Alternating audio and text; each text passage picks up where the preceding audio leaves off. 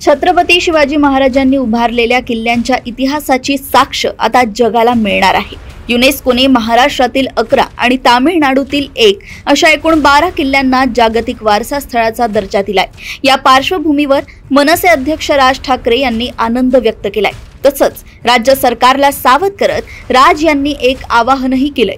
सरकारला एक आठवण करून द्यावीशी वाटते, ती म्हणजे युनेस्कोने जागतिक वारसा दर्जा दिला असून युनेस्को सारख्या संस्थांना गृहीत धरता येत नाही।